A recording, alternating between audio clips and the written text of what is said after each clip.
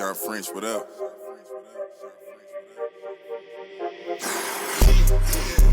This one luck, I let the pain inspire me. I put my all in everything I'm doing. Up until it's done, I'm me for the entirety. I put in overtime, I be working. Just know I'ma go for mine, cause I earned it. They watching, I know it's time. I confirmed it. A whole society determined. What's up, everybody? Welcome back to the Determined Society. I'm your host, Shawn French. I have an amazing guest today as I crush my microphone here. But I want to say, if this is your first time ever listening or watching the show, hit subscribe on YouTube or Apple or Spotify, leave a review, and tell me what you love about the show. Today, we're going to have an amazing conversation. I have my new friend, Shanice Henderson, with me. She's from the Summerhouse at Martha's Vineyard, correct? Yes. On Bravo. Season 1 and 2, or just season 2? Season 1 and 2. Season 1 and 2. Part-time, season 1, full-time, okay. season 2. Okay. And we're pulling for a season 3 because she's an amazing human being. And we're here in the studio now at Exposure Studios in Naples, Florida. And we were just at the Omni playing pickleball, but thanks for not embarrassing me. Right. Well, I did. You did. It was a little bit. Yeah. I swung and missed a couple times. Right. Like, I didn't feel completely like a fish out of water. I felt like I play one more time and I'm fucking you up.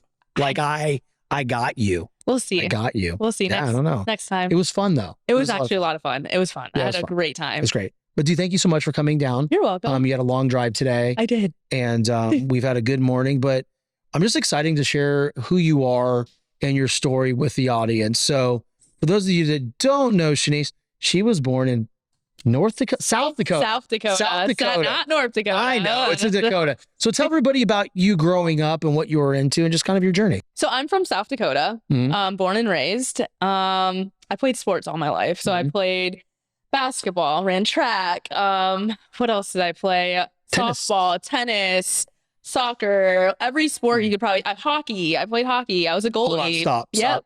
You were a goalie. Yes. So let's talk the only about girl. Hockey. Let's talk clearly. You could have been on the Mighty Ducks. Yeah. No, I wasn't great, but I wanted to try it. And I actually played hockey instead of basketball. Interesting. 3rd grade. Wow. Yes. Okay. So this is an interesting thing because I've obviously done a lot of background on you and we've had a lot of great conversations over the last few weeks. Yeah. You're very strong mentally. And so Thank you. Did hockey play a part in that? Like, did sports play a part in that? Because I would say hockey did, but definitely sports. Okay. It helps. I feel like anytime you play sports, it helps you in the long run because you're with a team, you're working with people. Yeah. It's just, and I was a point guard playing basketball. Okay. So I'm a leader. Yeah. So I like telling people what to do. Okay. Like, I feel like I have the power and being like, no, we're running this play. We're not doing that. You're doing this. You're doing that. So I like that. It's an interesting angle because, like, a lot of people, when we talk about sports, right, and this we talk a lot about on the show, and I'm glad we're going down this road right away, is, sports changed my life, right? Playing just the game of baseball got me places and in rooms and meeting people that I normally would never meet. And to a point, like, I think the brand, right, or the show, if I wasn't an athlete and had that credibility, I don't know what this would even been. Exactly. But then you got a lot of people like, hey, it's just not sports. No, it truly is. Like, you learn a lot about life. What did sports teach you about life? Honestly, just seeing different things, culture. Like, even for AAU, I traveled so much to where I was seeing like what is in each state. Because living in South Dakota, it's closed. Like, you don't know really what's going on in different states. So just seeing like different cultures, it is a culture shock just going to these different places. But it made me a more, I would say, a riskier person, taking risks. Like, I moved to LA when I was 23. And I think playing sports helped me do that. Just being like a leader and just being like trusting myself more. And just moving to LA by myself, moving to New York by myself, living by myself with no parents around me. So I feel like that just made me very mentally strong. Yeah, it's a really good point, right? Because you're talking about risks as it pertains to, being a leader, a point guard, an athlete, and taking certain risks in your life that normally people wouldn't take. Okay. And it's funny because I find I take a lot of risks that even sometimes my wife is like, dude, what are you doing? But like, my mind just works in a way of like, everything is figure outable, right? Like It's not even a word, but you know, my sister-in-law, Michelle, always says that. So that's our thing. Figure outable. You know, really, like, no matter what risk you take, there's always a way for it to pay off, you know? And I took a risk when I started the show, everything like that. But you moving to LA when you were 23, that is a big life event that I don't want to underlook. I want to really touch on that. What was your experience like when you got out there? I didn't know no one out there. Literally, I had my model friends, which they weren't the closest to me. Right. So I was lost, completely lost. I lived in a studio apartment in Koreatown. No one can drive there. It's very busy. It's very congested. I was very lonely. I mean, I lived in Arizona, so it was only like a 6-hour drive. So I could go home whenever I wanted, but it was still just, I didn't know anybody but the Playboy Playmate girls, and like, that's it. So it was hard. And then I was dating somebody, but he lived in another state. He played in the NFL, and that was a mess. So kind of want the tea on that. Yeah, I know. I don't want to touch on that. Yeah. So that happened, and it was just, I was lonely, but I did it for 6 months, and I just decided, I was like, you know what? I don't like this. Girls are very catty out there. They're not the nicest. It was hard to meet friends. It was just, it wasn't fun. Yeah. And I did the modeling thing. I was making money, but it was not like income coming in all the time. So I was stressed out about that. It wasn't for me. So money creates stress, but let's catch up. So you were a Playboy bunny. Yes, I Miss April. Miss April. Yes. I didn't know that. Yep, 2014. Yeah. 2014. Yeah. 2014. So here's Miss April 2014 right here. So, I mean, that's interesting to me, right? And we touched on it a little bit when we were playing pickleball, but what was that experience like? Yeah. It was a lot. I mean, I saw a lot. It was fun though. It opened up a lot of doors, and I think that also helped me with my confidence too, and being like, oh, like I am pretty, you know, like, okay, like, because when I grew up, I had glasses. I didn't think I was the cutest anyways, but like, and then I had braces and a retainer and like, you know, the whole space in between my teeth. Oh, you had the space? Yeah. You had the space? A huge gap. Yeah. Like, so I feel like Playboy helped me just with my confidence in like becoming who I am today. And I love being around people, and that I had to be around people all the time with Playboy because I'm doing like serving. We used to work at parties at the mansion, and I would go up and we'd be servers. So I was serving different celebrities at parties, and you can't just be like shy going up. You have to be like, hey, like, how are you? So that helped me with that. And that's why I'm in sales today. It's awesome. So like, I feel like my whole life kind of like all my experiences just kind of like add up, and they're just all in one now. And I'm like a people person, and like, I love being around people. But if you think about what I grew up in, obviously, like, it's weird how things like, dude, that's badass. Like, right? Like, I'm like, huh, you know what? I've been doing this my whole life. I fucking love introspective people like you, because it's like that moment, that 6 months in LA, Miss April 2014, you know, there's people that will look at them like, oh yeah, no, that's not the, but that helped you. But it helped me with my confidence. It helped me like be outgoing. I wasn't this outgoing, like, no, in high school and like college. Hell no. That's crazy. I was so quiet. Yeah. My basketball coach in high school used to call me shy because I wouldn't talk to him. Really? I would not say a word to him. They thought that something was wrong with me. They're like, why did she talk? There might be. I mean, there might be. Of course. There might. Of course. There's always something. Like 1,000 things wrong. Right. There's a lot of things wrong with me. We'll get to that next segment. Yeah. When I was younger, he was like, what? Why is she talking? Like, what? Yeah. Like, I was just so shy. Yeah. And like the way I would like make the plays in my head, I would just watch it and just do it, but I wouldn't say anything to him. So you're more introverted back then. Yeah. I was like, okay. And I would just do it. And then he's like, what is wrong with her? I was calling her shy. Yeah. But like now I'm like, yap. Dude, that's so cool. It just shows. It just shows. Like, yeah. You know, I always like to educate the audience, like for people listening or watching right now, is stepping out of your comfort zone, right? And doing something that others may feel is like, okay, not for them, and may judge, but at the same time, like it could enrich your whole life. And in your life, it helped you. It really, it shaped who you are, right? And I think that the big thing is just being a little more open, right? And more talkative and being able to network. If it taught you anything, being able to network is set yourself up. So you're in sales now. Yeah. So I'm in sales now, and I'm going business to business and making deals and closing deals now. And you're selling software, right? Yes. Point of sales. Yes. That's a grind, software. Dude. It is. Hospitality is a grind. So is It's it only hard. hospitality? Do you do restaurants or is it just hotels? Restaurants, yep. Restaurants, hotel, like the whole thing. What's your We do- geographical area? Tampa. Just Tampa. Yep. Just Tampa. Tampa. Yeah. So you all can't do Tampa. business anywhere else? No.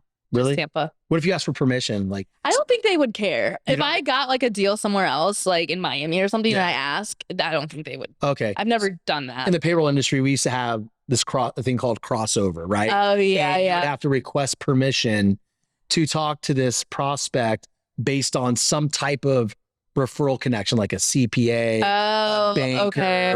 current client, Right. like that. I don't know. Okay. Just my mind just thinking, Yeah, like no. how to help, you know? Like, Right. That's cool. I'm What pretty do you sure. enjoy about business to business? Talking to people and building relationships. Like it's just so easy to me. I Yeah. don't know what it is. Like Yeah. I'll walk into an office and they'll have like, I don't know, like a football team up. And I'm like, Mhm. oh, like you're into football. Like, Yeah. oh yeah, that team sucks or something. Like make them laugh or just do something. Your or, team's the like, shits. yeah, like, oh, your team did horrible. You I might was want to like, take that off the yeah, wall and today. like I don't even go and sell like Yeah. what I'm actually selling. Like I'm not gonna walk in there and be like, oh, here's my device or POS system, like whatever. Like I just go in and I have a conversation with them. But that's sales, right? Yeah. That's sales. Like I was on the phone with you this morning when Yeah. I was at Publix and you heard the conversation. Right. I ran into somebody I knew. I was Word of like, mouth. Like you yeah, I just was like, say- hey, dude, are you still with the company so-and-so? I'm like, hey, I have my own company. He goes, can you please come in tomorrow? Like, there you go. it's a lot of times, and I think that this is what's, if and there's you're always salespeople, working. right? Always. It doesn't stop. But Mhm. like, people think sales is about selling somebody something. And I think we've all gotten into that mindset, right? And that's when we struggle. Right. But sales is more of like the relationship building, the conversations. And like, once you have that relationship, it's like, yo, how can You're I help? good. Right. Like, how can I help? And that, again, that experience in LA, that experience in New York has led you to the ability to do this business to business. Because I'm not shy anymore. Not I shy just anymore. go in and I just be myself Yeah. and say Yeah. something stupid or they'll be like, what? Like, oh yeah, well, what are you selling? Why are you here? And I'm like, oh, and then they want to know. Exactly. They're like, oh, she's nice. She's Yeah. cool. Like, what are you selling?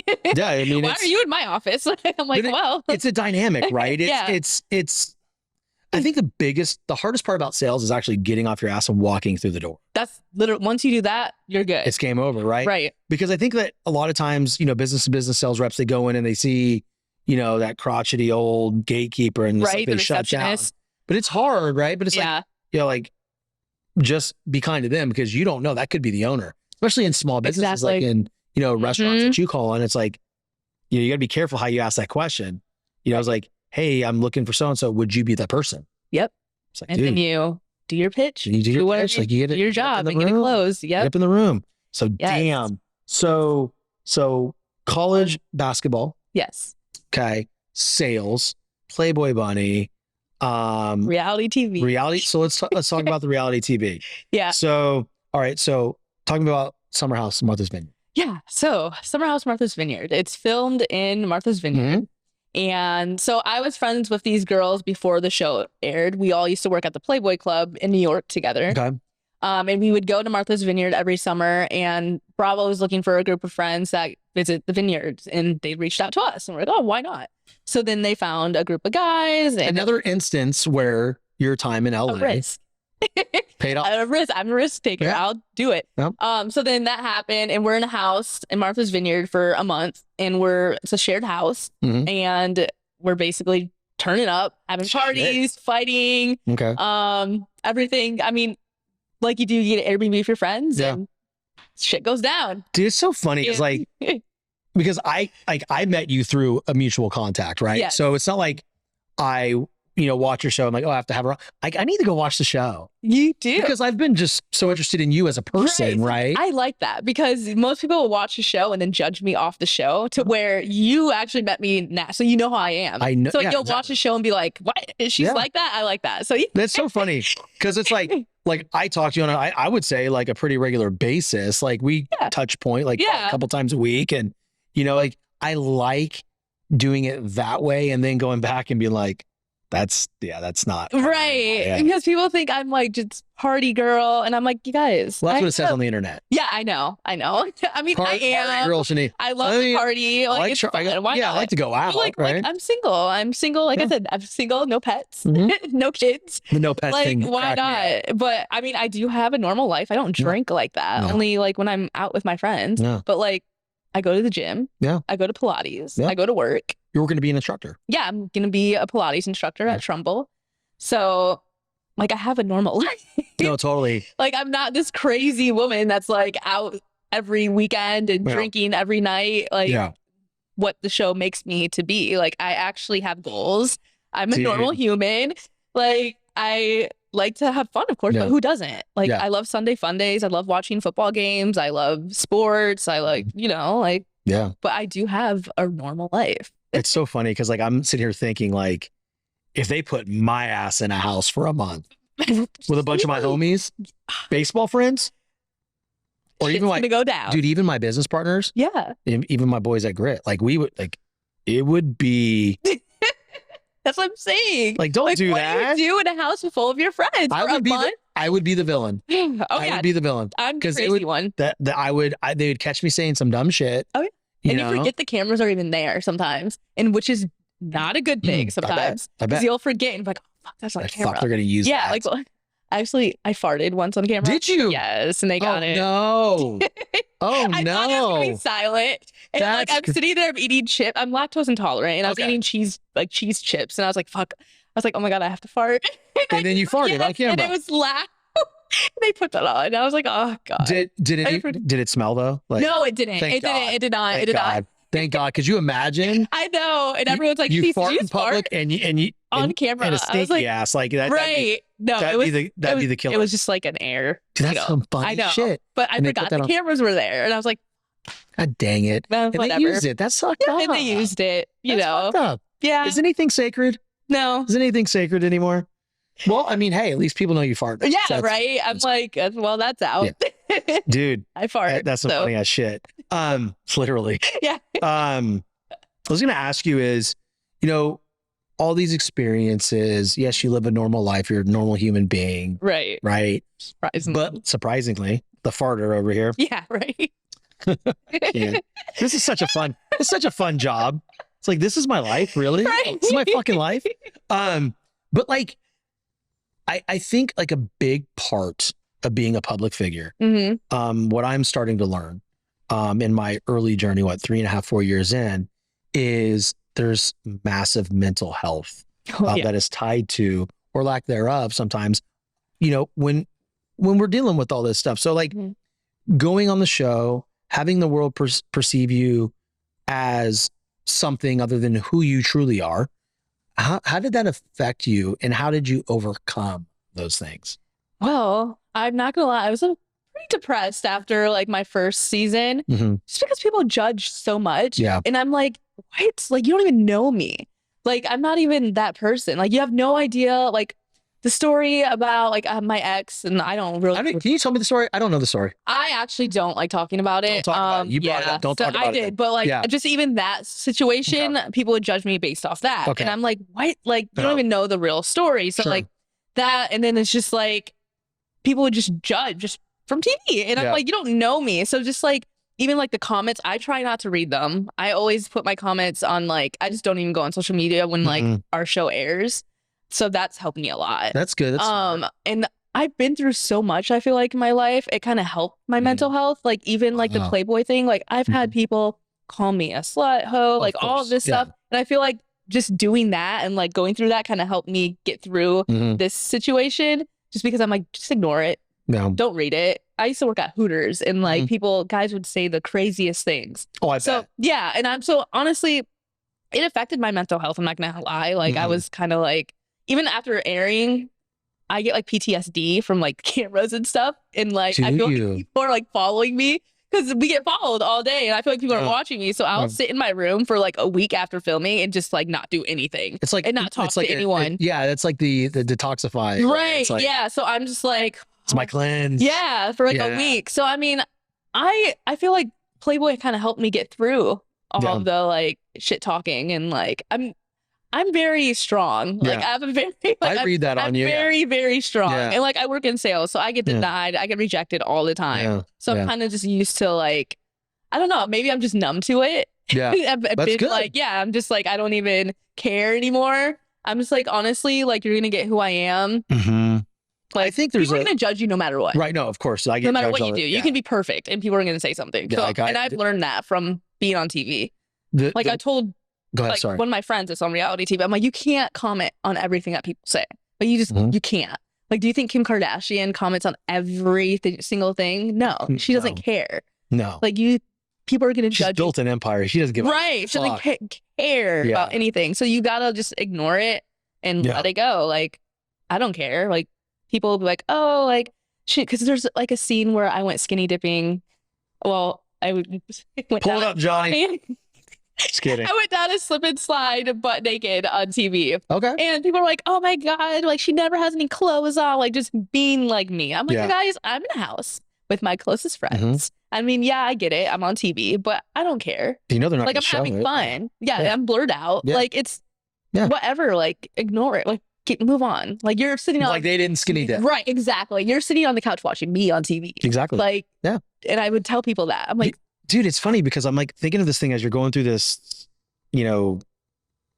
conversation of not looking at your comments after your film or when your show airs. Like, dude, there's a large part of mental toughness there. Right. And I think that comes from sales. I think that comes from being an athlete, right? Right. Because even when you're an athlete, you get like, people talk shit about you all the time. Had a horrible game.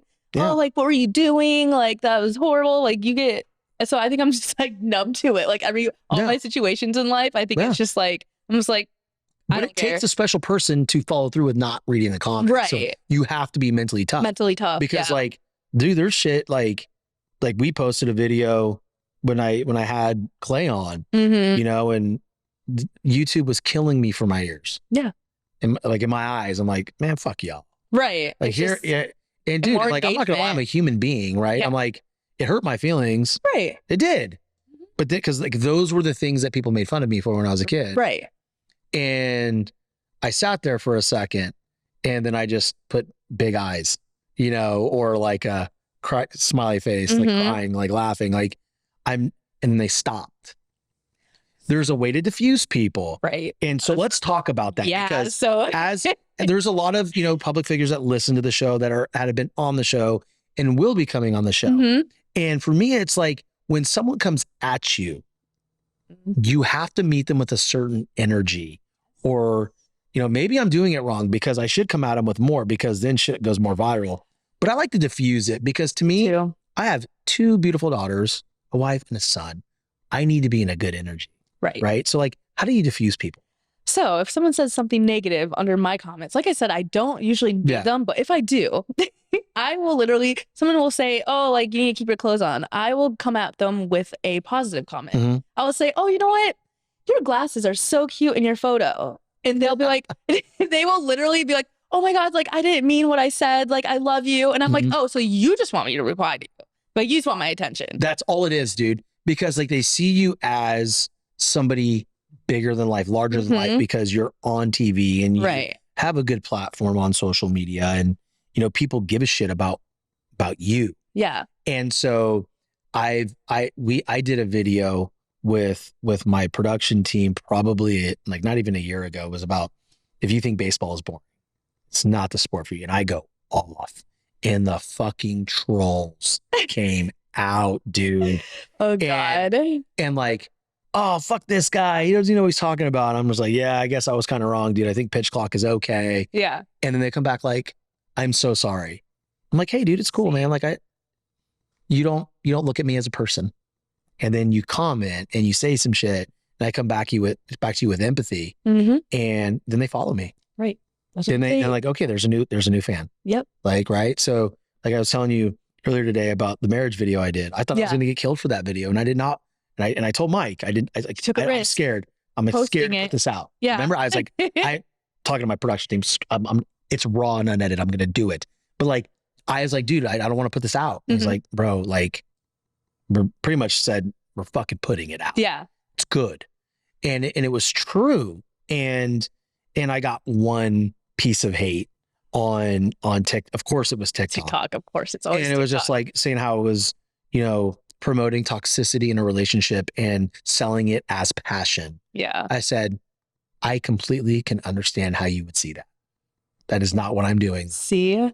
She didn't even respond. They just want you to like, the fuck? Right. It's like, but to the point, like, yeah. And I think this message is important for the listeners, because there's so many people right now listening to the show that don't understand how quickly the hate or the pressure from social media can come.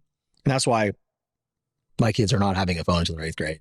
They're not getting social media. Right. I'll get agree. my kid a flip phone. Fuck that. Right. I agree. Yeah, I mean, fuck. But it's like, but I also think there's a bright light in social media. Without social media, I'm not sitting here with you. Right. There's definitely positive things. There's amazing things about social media. Make and I just think that we have to understand how to navigate it. Right. And some people's brains aren't fully formed, dude. No. There's some soft fucking shells out there, man. The shit that you see. Oh, yeah. Good God. Like, how are these people even looking at themselves in the mirror with the shit that they're saying? I don't know. It's nuts. I don't know. They're just bored. So what's going on? Season 3, is it happening? Like, what are we looking at? Well, season 3 is on pause right now. I'm praying next summer will be no dudes. Put on. Yeah, no dudes. We need men. Where are you guys at? Like, what's the requirement? Just fun. Be fun. There's no fun dudes. No, they're so boring. I mean, just like you gotta like be like me, but a guy. So you want to I need guys that are like on the show that want to have fun, that drink and are just a good time, chill, outgoing, tall. Gotta be tall. Yeah. Gotta be tall. A height requirement of 6'6". 6'6". Damn. That's Jesus. Just kidding. But no, just a good time. Like, don't worry about your image too much. Yeah. Like, I get you have to worry about your image a little bit, but of course. Yeah, we need chill, outgoing guys. Well, I hope it happens because I want to see season 1, season 2. Yeah. I want to film it really bad. I miss it. I love being on camera. I know you do. I know you need to create another show and have me as a host. I do. It's in the works. Talk to your people, dude. Yep. Fucking A. Bravo. It'd be fun, man. It'd be fun. That would be so much fun. It'd be so much fun. I don't know what kind of show it would be, but I don't know. I feel like you'd be good like a game show host. Or game show yeah. Host. Okay. Kind of like, yeah. Like what kind of game? I don't know. Not like a love show, but like challenges too. But you're in a house. Okay. Maybe some love. Yeah, I could do a dating show. Yeah, maybe like a dating show. Hold on, clarify. Honey, I meant host the dating show. Just want to be very, very clear. I think it'd be fun. I think it would be fun. Like do like a dating show, but games too. Like in competitions. Ooh, like the old school Newlywed Game meets. Have you ever heard about the Newlywed Game? No. I used to watch it with my parents back in the day. Oh, okay. You would, like these newlyweds would get on. Yeah. And then they would ask questions and they would answer them, say how well you knew your. It was dangerous. It was that would be dangerous. I can't believe you didn't know. No, I'd be totally down to be a host on something. That'd be fun. That would be amazing. A separate project. It wouldn't be too much work. I think it'd be like a month. And you already know people would be on the show and stuff. You have public figures that would be great. That'd be fun. Yeah. I think it would be amazing. I think we need to talk to some people after this. I know. I think we do. I think we do. The show and pitch and do it. And we need to do it. I'm down. You want to co-host or you want to be in it? I want to be in it. Oh, you want to be in it? I could co-host though too. I can do both. Can I? Can I be like do one season of me in it and then like I'll co-host the next? I think people like being in the action. Yeah. I'm really competitive. Yeah, I want to be more like as a host. I think it's cool because I want to be more involved. Because like if you look at Love Is Blind, right? Right. Which this season is a fucking dumpster fire. Don't even get me started. No, I'm getting you started. It's a dumpster fire. Oh my God. It is a dumpster fire. Like 3 couples making it to the altar, which is tonight. Is it Wednesday? It's Wednesday. Oh, it is. It is Wednesday. Oh my God. Yes. Yes. Ooh. Oh shit. And then the reunion. Oh yes. Mm-hmm. I'm so excited to get home now. Excited. I know. I forgot all about that. Hey, can we wait? You don't need to. We don't need to eat lunch. We don't need to eat lunch. Yeah. I'm going to do it. Oh, my wife would shoot me if I watched it without her. But no, I just think that like I don't know where we got going with that, but like finding the right people is so important. But the season's very messy. I don't know what those producers or the casting director.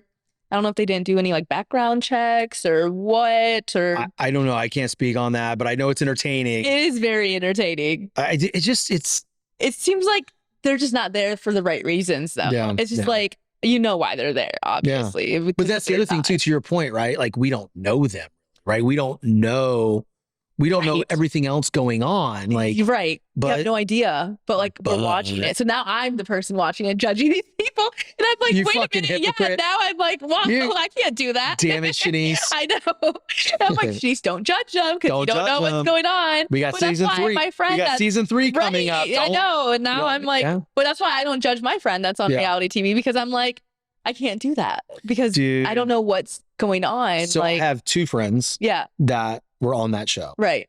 Clay, obviously. Yeah. Mutual friends. And then Kelly. Right. Chase. And she was like the first person, in my opinion, to get killed because she said no at the altar. Oh, she was with Kenny. She was season 1. Yes. Oh, I remember. I remember. Yes. And she is a sweetheart. She's amazing. Hi, Kelly. She's great. She's been on my show. I want to do it again with her in person, but she's just incredible human.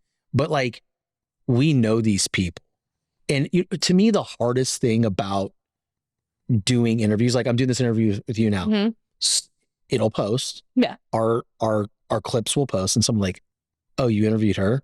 Did you know? Like, did you know this happened? Yeah. Did you know she did this? Yes. I didn't know about the skinny, like the skinny thing, but who gives a shit? Who cares? Who gives a shit? So like, so my thing is like, I used to run naked through the streets when I was 12 years old. Me and my baseball buddies. Hey, let's, let's go streaking through. Like, that was on my bucket list. I was like, I've always wanted to do that. I was the original Will Ferrell going streaking through the quad into the gymnasium. Who cares? Like, that's what we did. Yeah. Idiots, right? Right.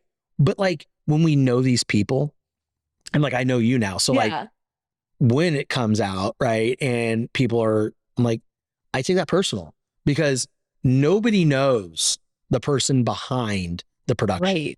Right. And it's great. It's entertainment, but nobody knows Clay. Right. Nobody knows you. Nobody knows Kelly. Like, I know these people. Right. And there's more coming, there's more about to come on. And that's just the crazy thing about this show and where it's gone. It's like, it started in my car. Your car. Like, dude. What? Dude. Were you just like doing like lives? No. I mean, so, okay. Yes. So this is so funny how this is coming out now, but like the Discernment Society was a Facebook page. And let's talk about risk, right? I made a risk Facebook. I didn't like being on camera because I always pick myself apart. Right. Like every video that goes out, I still look and it's fucked up. It's a prison. It is. That's another thing about being on TV. It's like, I do that. Yeah. Like I eat like that. What am I? but nobody else notices it. Right. But you like, wow. Like what am I doing? What am I doing with my really eyes? Like, and that's how people change though. Because then they get like a bunch of work done on their face. And they're like, oh, I don't like that. But other people on TV watching you is like, oh, she's really pretty. And then you're like, why am I looking like that? Yeah, like, why am I doing that? Like, damn, I need Botox. Yeah. Exactly. I mean, I get Botox, but like, not me. I haven't got Botox yet. I'm 46 and look like I'm 32. Yeah. Like, this is crazy. Like, I don't age. I'm like Benjamin Button. Yeah. I wouldn't have guessed your age. 46. Yeah. Oh, well, no. Hold on. It's the 23rd. In 5 days. Oh, okay. I'm still 45. Yes. Okay. Happy early birthday. Thank you. I'm on the back half of fucking 50 here. Like, we're getting there. Yeah. But no, so I took a risk, started putting things on camera. And, I was in this era where, I wanted to transition out of corporate America and build something of my own so I could feel like I was fulfilling my real purpose in life, right? Which is being out there and helping people. And like, quite honestly, it sounds really fucked up, but I just want to be that bright light for people. Right. And I wanted to show them like, hey, like if you want to do something, just fucking go do it. So I'm like, well, how do I do that? I'm like, well, I guess I better fucking go do it. Right. So I started in the car. I was doing lives like at 4 a.m. Oh my God. What an idiot. 4 a.m. I was in the parking lot of the gym. I'm going in. Yeah. I'm here. And what it did is it showed people like, okay, he's out there doing the work. He's, up early. He's got his shit together. And then it turned into, I would do a podcast after the gym. Like if something happened in the gym or a thought happened, a download, whatever you want to call it, I would get on my phone. And that's when Anchor app was, I would just talk into the phone and then I would write the little minuscule show notes up and post it. Just post it? Post it. And then I learned that you can upload video. Ooh. So I was like, wait a second, I can upload, I could do Zooms. And then I remember, it was all about growth, right? Like it was so cringe. It was so bad. Like I would hit record before the guest popped on. Like, hey guys, I'm going to be here with, so-and-so. And Right. I think he's coming anytime soon. And then like they would have a hard time. They were on an iPhone. It was flipped up sideways. Oh I'm my like, God. like, what the fuck is going on here? Yeah. And so I did that for a little while. And then I moved to Riverside, which was a better, sound quality and better 4K quality camera wise. And then now we're in person. But like, it just started because I was like, fuck, I'm going to take this chance. And I don't even know how we got consistent. Right. Yeah. I don't know how we got on that, but it's just like, yeah, man, taking risks. Like this thing started in my vehicle. Right. You never know what can happen. As a Facebook group. That's it's insane. It's nuts. Yeah. And now we're here with amazing individual. You have a whole TV and amazing team, like amazing partners in the show. I have some amazing partners that we have some amazing things going on and they're very risky. Right. But saying you got to take the risk. You got to risk it to get the biscuit. Is that what they say? Exactly. Yeah, exactly. Like I took a risk with the reality TV show and I actually got fired from my medical device job because of it, which was, I don't. Let's go down this road. Yeah. Because I don't even give a shit. I'm going to say it. I'm going to lead this off. I'm going to lead off hitter here. When I was growing my brand and I started getting more attention on Instagram, I was literally asked like, how much time are you spending on your videos? How long does it take to edit it? Your follower count is getting too high. It's like, motherfucker, where's it say in my contract that I have a certain, follower count that I can't go above? Like, what the fuck is going on? And all the while, it was coming off of a year that I sold almost $500,000 in capital. Yeah. And they still. And now you're like, what? Like, what's going, and it was like, well, your numbers are down. Well, yeah, because I sold $500,000 in capital last year. Right. Those so are down years. It needs to cycle through, right? So I get it. So walk me through that. So they found out about the show. I actually, after I was done filming, I actually transferred from Arizona to Tampa with my job. And it was about 4 months in, I get a call from my new manager. And of course, somebody Googled me on my team. I don't know why, but they must have watched Bravo or something. No. And they're like, oh, her name sounds familiar. So I get a call from my boss and he goes, oh, I didn't know I hired a celebrity. And I'm like thinking in my head, I'm like, oh, fuck. I'm like, oh, ha, ha, ha. I'm like, I didn't know what to say. I'm just like, okay, like this is stupid. Just a little thing. Yeah, I'm like, yeah. Just a little. Yeah. Just a little. And then he was like, well, he goes, today's their last day. And I was like, wait, what? That's illegal. That's literally, I was like, okay. And I was trying to explain myself. He would not let me talk. Florida though. Yeah, exactly. Florida, you can do, because I looked that up. Yeah. And then I was like, trying to explain myself. I was like, hey, like I was only part-time on the show. I was filming on weekends. I wasn't working on the same clock as I was filming during the week. I would leave Martha's Vineyard on Sundays, but he wouldn't let me explain myself. And he just like hung up. And I was like, did I just get fired? Like, I was like, what? That was insane. Wild. Yeah. And I was like, I called my mom. I was like, wait, can they do that in Florida? I guess you can fire. You don't have to give a reason. Right? You don't. Yeah. You don't have to have a reason. He literally just hung up in my face. After 90 days, you're. Yeah. Hung up. Just click. Bye-bye. Yeah. I was like, okay. That's crazy. I was at the gym. And I was like, well, everything happens for a reason. Let me like go back and go to my workout. And I mean, there's nothing at that point. Whenever something bad happens, I've just learned, you know what? Everything happens for a reason. Yeah. Like, I can't cry about it because crying's not going to do anything. You just kind of got to move on and push through it. And I feel like I've been like through so much shit. I'm just like, oh, you know what? Everything happens for a reason. I have it tatted on me. Everything happens for a reason. Yeah. Is that the one on the hamstring? Yep. And I just like, it's my mom's favorite quote too. But at this point, I'm just like, yeah. I just can't do anything about it. Nothing's bad. No, it's not bad, right? It's like it just makes you go towards something. Maybe it was supposed to happen. Like, so what do you do? What do you do when you get fired and like you can't do anything? So it's like, okay, let me just move on. You move on. See, for me, I pulled the trigger first. Yeah. So I knew like, dude, I felt like some weird ass energy. Like, I'm not an idiot, right? So. It's funny. It's the first time I really talked about this on air. Yeah. And it was really hurtful because like my manager, I love, and I know he loved me too, but it's like, it got to a point where he felt, and we've never really had a conversation like after, but like, I think he felt that I wasn't working and I was. Right. I was like, people don't understand this game like we understand. And when I mean game, I don't mean like we're playing a game, but like this is recorded. And out of this recording, my team's going to clip up endless amounts of clips. And it's not me doing it. Right. Hell, like, potentially like most of us, like we have teams posting it for us. So it's like, I could be in 7 different places at one time. And you're still working. And I'm still working. And I think the biggest misconception is just that. And it's hurtful because like, if a company has somebody like us, it's actually the smart move. Right. But they're I had somebody tell me recently, you can't, like there was somebody that had a leadership position. It was pretty, I was like, maybe I could go back.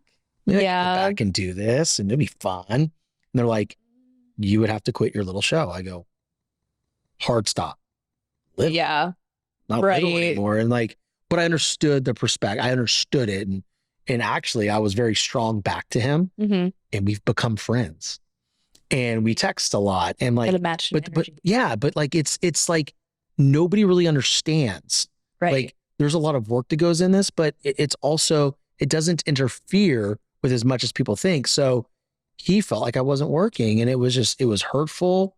And quite honestly, that risk put my family in a completely different financial situation.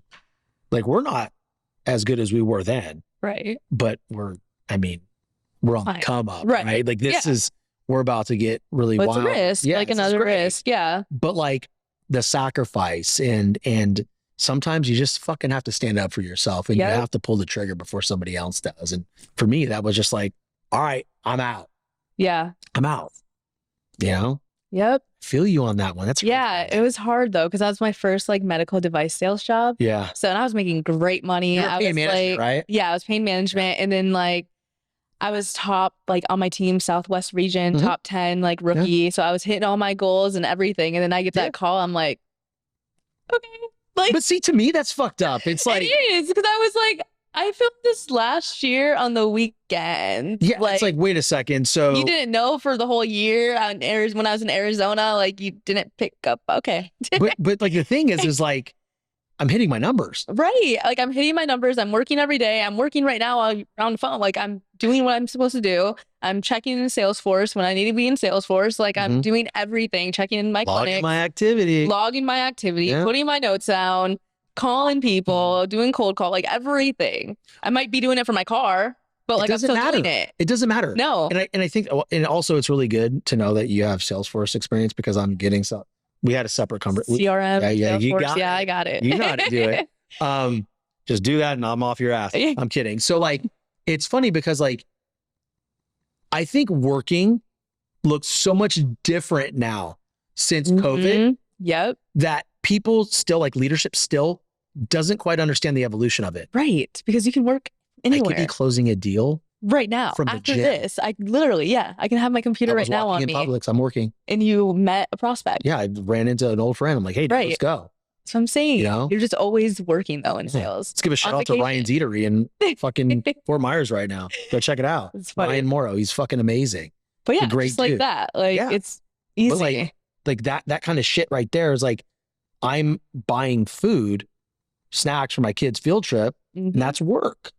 Exactly. Because you run into people and you talk about networking. Yeah. So like, I just feel like again, working, like it's just so different these days. Why does it have to look like it used to? Right. Like you don't need to sit in a cubicle. No. Like we have so many like different ways to work. We can work from our cars. Dude, exactly. Phones. Computer, laptop, like Martha's Vineyard down below. Exactly. Hello. Like from my cell phone. Making cold right? Calls. Shit. Shit. I was closing deals. Why not, dude? Like it's not like I you're just don't get you're mic'd up 24/7. No, and I'm like, it's just I don't know. It's annoying, but it is annoying. It is annoying. It is what it is these days. You kind of gotta. But you grow through it, right? You grow. And I think that's you learn. And for the people listening and watching, I think that what I want everybody to take from this is like, you've gone through a ton of things. You've made a lot of risks and taken a lot of risks in your life. Right. And you're sitting here. And sometimes the worst things that you think will happen, they do happen and they turn out to be blessings. Right. Right. Yes. Yeah. That's very true. I'm learning that. I'm trying to like process that now. I'm like, you know what? just trust in God. Like, Yes. just take it as it is. Yes. If you get fired from something, like go, laid off, whatever, just gotta, Let's just lighten it up a go little with the bit. flow. Let's lighten it up a little bit. Yeah. So I'm going to ask you a question. So nothing crazy. Don't worry. Oh God. No. I would never do that. I would With the never hot do that. seat, no? You know Okay. that. I mean, I'm ready. Yeah. You're like, fuck. Go ahead. Ask me whatever. What's your biggest fear? My biggest fear? Oh, I don't really, honestly. Or phobia? Okay. Because I'm not scared of too much. Fire. I'm scared of fire. That's my biggest fear. Okay, really? Yeah. Anytime a lighter comes near me or anything, I'm like, get that away from me. You got a lighter? No. Oh my God. No, I hate fire. Like, I have to have that long, like, candle thing to, like, light anything because I'm scared of So fire. you won't go on like a campfire? No. I mean, I will, but I sit, like, really far back. Is there a reason? Like, no, I just one of those don't things? like fire. Like, I'm just like, scares me. You want to hear a funny story about fire? Yeah. So, fuck. It was probably 2007. My Uncle Brian, he lived on this farm in Arbuckle, California. And he would call me at the randoms like, hey, why don't you come up, have some beers. I'll grill some tri-tips. Yeah. Let's roll. I went up and I get there and like they had walnut, like it was a walnut farm. They had like all this land and this big like pile of wood. And he lit it at night and we were fucking drunk.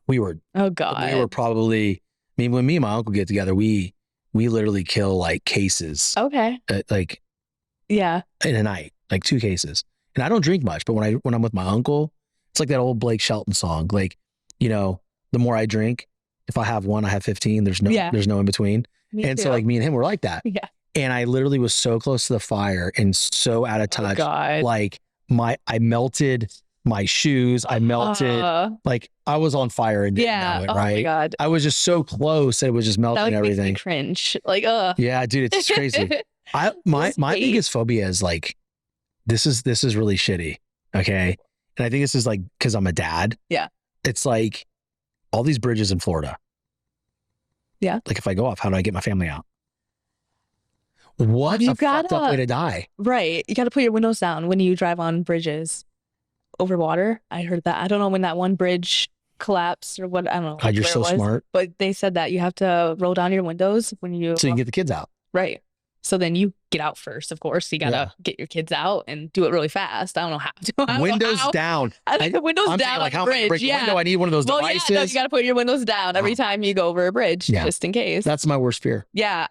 No, that's scary too. I've never even really thought about that. I hate driving. So you hate driving over bridges? Dude, like every time. You just like. It's just a weird thing, man. It is because a lot of it has happened recently. Like bridges collapse. I just feel like as I get older, I have more anxiety over shit that I never even thought of. Right. Well, probably because you have children. Right. Yeah. So it's like when I go over like the Fort Myers Bridge, like we have to go over a bridge. Yeah. And when I was with you, I didn't notice it because I was talking. Yeah. I don't think I noticed it either. Yeah. I was talking. Did we go over a bridge? I don't think we did. You went over a bridge. I went over a bridge. You went I over made a wrong turn. Yeah. And I had to go over the bridge. I don't know. Did you go to Cape Coral? Yeah, but I like missed a turn and then I was like, fuck. Well, I like looked at, I thought I was gonna be able to turn around right away. And I was like, oh my God, I gotta go over this bridge. And then you had to I had to go around and go then back. When you came back, the Omni was on your right hand side? Yes. Oh, you went to Cape Coral. Yeah. Yep. You went all the way over the bridge? Yes. So you had to pay a toll. Yeah. Yep. I was like, fuck. I was like, oh, here we go. That's fucking awesome. Add that to my toll. There you go. So much. That's great. I was like, oh, is this Florida? You said like, hey, I'm going over the bridge. I'm like, yeah. She went to Cape Coral. Because you're like, hey, I just took a wrong turn. I'll be there in 2 minutes. I'm like, I thought I would be able to like, turn around. I was like, oh my girl? God, I'm going over the bridge. I'm like, oh, dude, that's brutal. Yeah. That's a good 5-10 minutes. It is. I was like, shit. And that's the Veterans Bridge. And in the morning, there's a lot of traffic. Yeah. Coming back over. Nobody wants to go to Cape Coral. No one's going over. Yeah. No one's going coming to Cape back. Coral. So when I turned around, yeah. I was like, oh, well. Wow. Unbelievable. Well, you have a story to tell now. Yeah. At least hopefully you've worked up an appetite. You've beaten me down in pickleball. Yes. That's amazing conversation. I just want to thank you so much for coming on and sharing your story with the audience. Yeah, I had a great time. Thanks for having me. Anytime. So that said, everybody, thank you so much for tuning in. Please go check out Shanice on her profiles, follow her on all the platforms, learn about her more, and share the show with somebody that you know, love, and trust that could get something out of the mesh. Until then, stay determined. So I've tried a lot of protein, you know. What I've always found is all the flavors, you can taste artificial flavoring in them. With raw, it's exactly that. I don't taste that. It's a clean protein source. Tastes great, and I'm not putting a lot of things in my body that aren't good for you.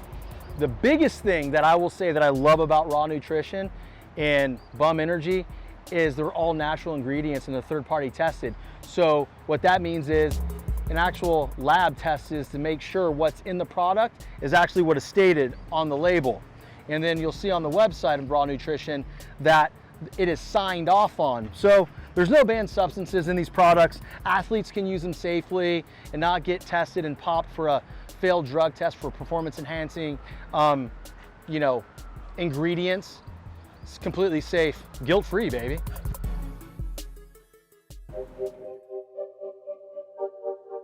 Shawn French, what up?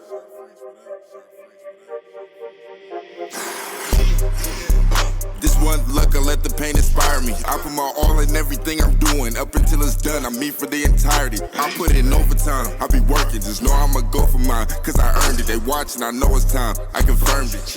A whole society determined.